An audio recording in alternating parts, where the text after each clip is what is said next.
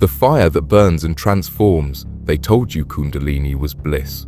That awakening this sacred serpent would bring you cosmic love, divine insight, boundless energy.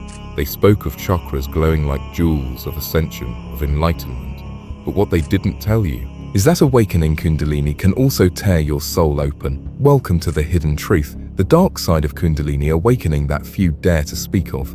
Because the serpent doesn't just rise, she devours. She doesn't just illuminate, she burns. And if you're unprepared, unaware, or misaligned, she doesn't liberate you, she breaks you. In this video, we're not here to romanticize the process. We're here to strip away the illusion, to expose the raw, unfiltered reality that has been buried beneath glittering spiritual promises.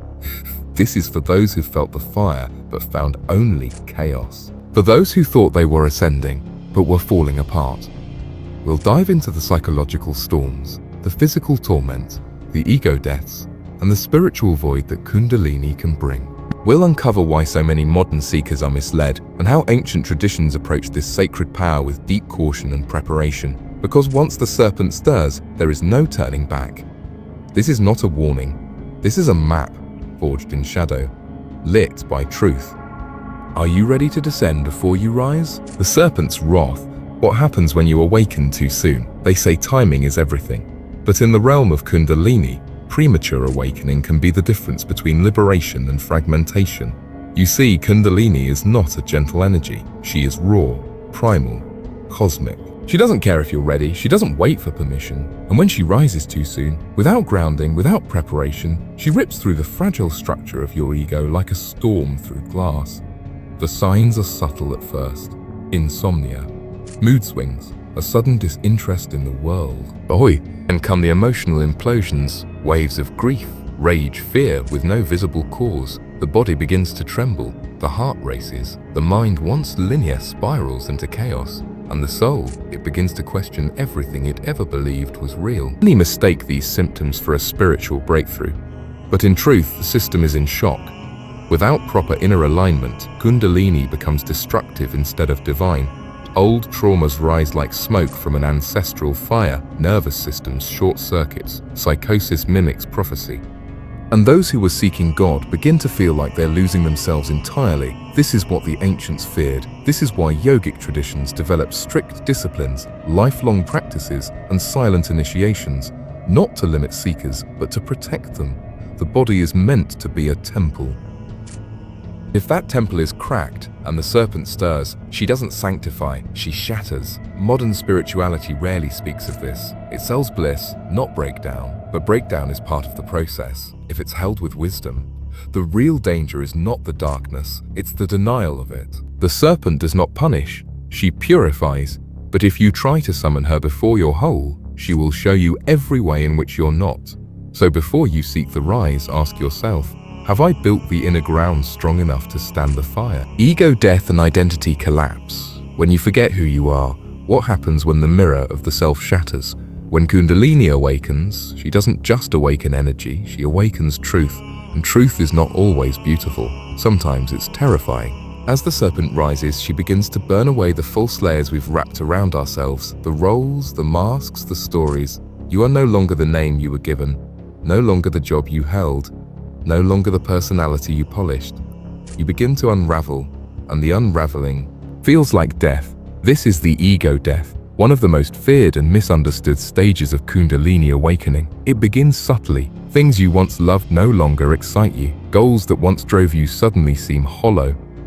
Then comes the internal disorientation. You look in the mirror and feel like a stranger. Your memories feel distant. Time itself seems distorted.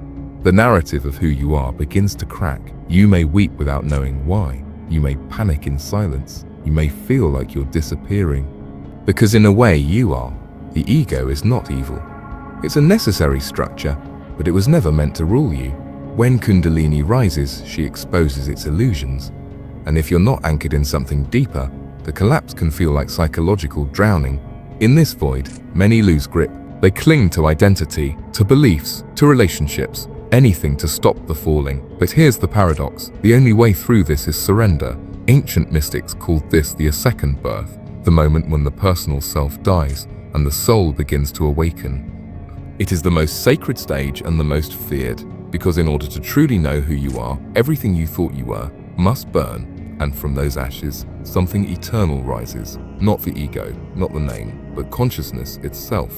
So when you find yourself falling apart, remember, this is not the end of you, it's the end of who you're not.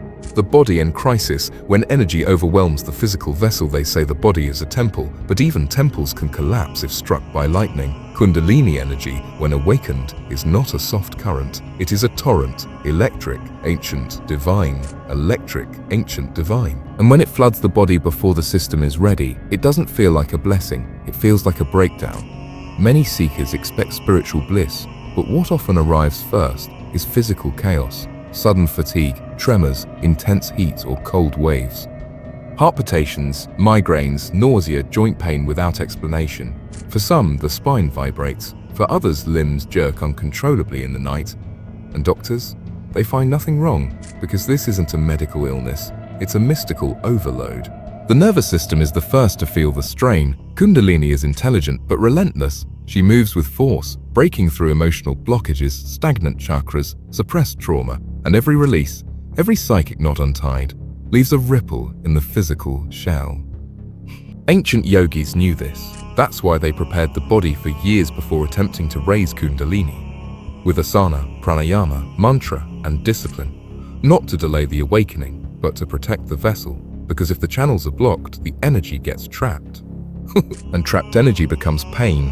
In modern times, many bypass this wisdom. They chase quick awakenings through psychedelics, breathwork, or unsafe meditations, and their bodies bear the price, overwhelmed, overstimulated, and misunderstood.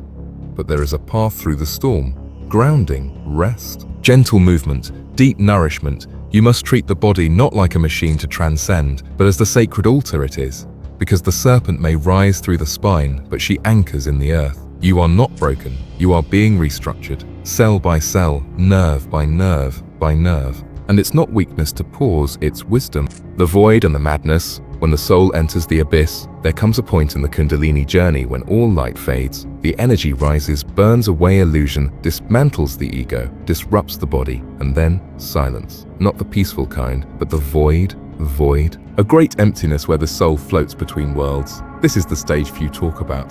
The one even mystics whispered about in hushed tones. It's not darkness, it's nothingness. No emotions, no sense of direction, no desire, just the abyss, the abyss. This stage is where the real danger lies, not in the energy itself, but in the meaninglessness that follows. You may find yourself sitting in silence for hours, unable to move.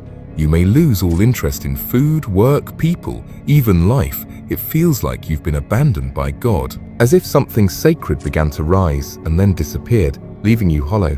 But this isn't failure. This is the sacred pause, the mystical cocoon between who you were and who you are becoming. In ancient traditions, this was known as the Great Silence, the place the shamans called the womb of rebirth. In alchemy, it was the nigrido, the black phase, when all form dissolves before transformation. But the modern mind, addicted to doing, can't stand this stillness, so it panics. It calls it depression, madness, disconnection. And that panic, not the void itself, is what leads people to the edge. You must know, the void is not your enemy, it is the gateway.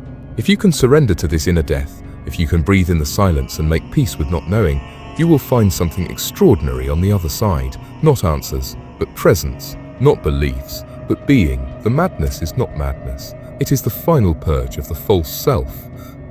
And in the stillness of the abyss, the soul whispers for the first time, I am. Rebirth through the flame, the soul after the storm, after the fire, silence, after the silence. Something begins to stir. Not the old self pieced back together, but a new essence emerging from the ashes, raw and luminous. This is the moment of rebirth. Not dramatic, not loud, but unmistakable. The breath deepens. The eyes see differently. The world hasn't changed, but you have. The pain didn't vanish, it alchemized. The chaos didn't destroy you, it purified you. Kundalini never intended to break you. She came to burn away the false so that your truth could rise, not the ego's idea of truth, but the soul's original signature. The you beneath every story, trauma, mask, and memory. In this stage, something beautiful happens. You stop chasing awakening because you are awake.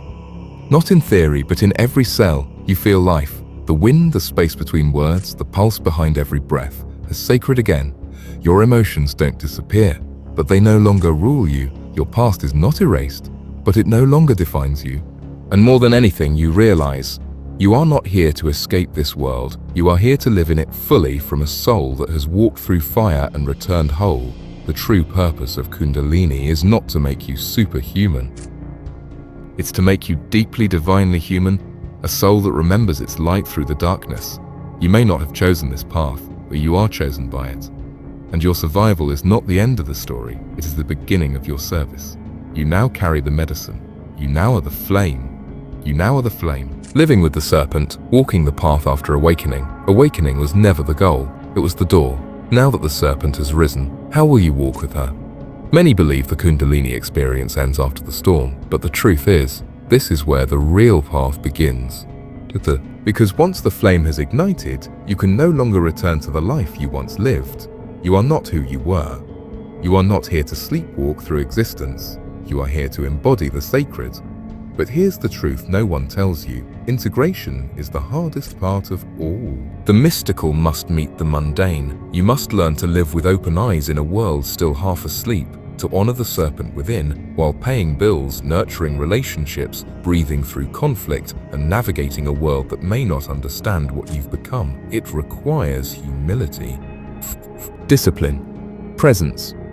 You may find yourself called to new paths, healing, teaching, creating, guiding, or simply to be a silent light, a walking reminder that awakening is real and survivable, that it's not about floating above the world, but rooting deeply into it with grace and wisdom. Your nervous system is now a sacred antenna, your body a temple for divine fire, your life a living scripture. Let the old goals go, let the need to be enlightened dissolve. You are not here to impress others with your awakening. You are here to live it every single day. And if you ever find yourself in the dark again, remember, the serpent does not abandon. She coils in stillness, waiting, and she trusts that you will rise again, stronger, quieter, wiser. If you've walked through even a piece of what we've shared, know that you're not alone. Comment below, I carry the flame. Let the world know that you survived and are rising. Subscribe to this channel for more raw, real, and mystical truths they don't talk about in the mainstream. And if this spoke to your soul, share it with someone who might be silently struggling. Because the serpent awakens in many, but only the brave walk with her. This is your path, your rebirth, your light, born from the dark.